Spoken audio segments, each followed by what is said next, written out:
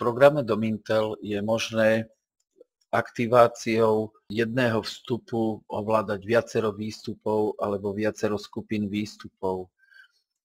Napríklad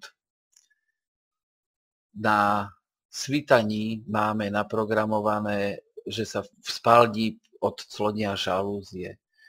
Tu na súmraku máme naprogramované, že sa zapnú exteriérové svietidlá na hodnotu 70%. Nemáme zadefinované ich vypnutie. Takže chytím exteriérové svetlo, dáme ho na svítaní vypnúť, čiže linku časovanú astronomickú akciu na svítaní už máme vytvorenú pre žalúzie v spálni, takže chytíme, potiahneme, pustím, dám vypnúť, OK. Ako vidíte, na tom svítaní môžeme si túto akciu tým pádom premenovať, keďže nejde len o odsolonenie žalúzií, ale aj vypnutie svetiel.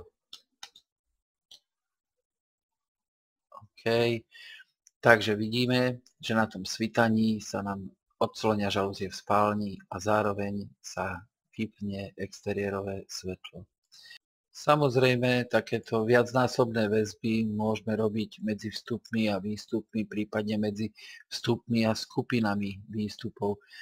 Tak napríklad na bezpotenciálovom kontakte od alarmu, ktorý je pripojený k 8. vstupu nášho digitálneho vstupu, čiže máme ho nazvaný ako kontakt od alarmu, môžeme pri odchode z domu napríklad celú skupinu žalúzií, čiže všetky žalúzie chytím, potiahnem, pustím, dám zatvárať, štandardne tu 1 minútu, OK. Zároveň chytím všetky svetlá, chytím, potiahnem, pustím a zároveň všetky svetlá dám vypnúť.